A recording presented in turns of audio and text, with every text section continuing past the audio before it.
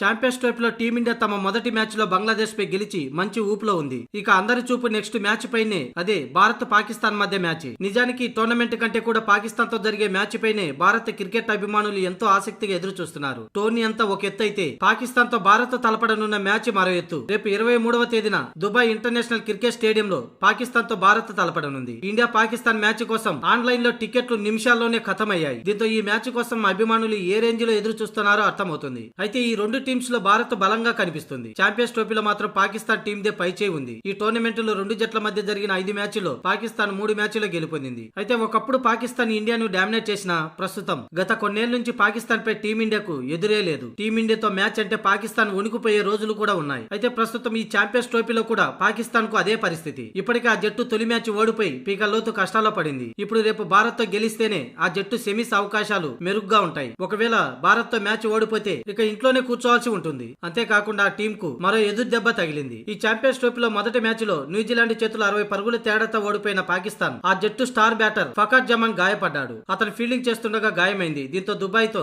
భారత్ తో జరిగే మ్యాచ్ కి అతడు దూరమయ్యాడు. ఈ క్రమంలో ఫకర్ స్థానంలో ఇమాముల్ హక్కును జట్టులోకి తీసుకున్నారు. అయితే న్యూజిలాండ్ తో మ్యాచ్ అనంతరం సోషల్ మీడియాలో ఓ వీడియో వైరల్ అవుతుంది. ఫకర్ జమాన్ చాలా భావోద్వేగంగా కనిపించాడు. డ్రెస్సింగ్ రూమ్ లోకి వెళ్లి ఏడుస్తూ కనిపించాడు. అతను ఏడుస్తున్న సమయంలో పక్కనే ఉన్న షాహీన్ అఫ్రిది ఓదారుస్తున్నాడు. మొత్తానికి 23వ తేదీన దుబాయ్ వేదికగా జరగబోయే ఈ మ్యాచ్ లో టీమిండియానే ఫేవరెట్ గా బరిలోకి దిగనుంది.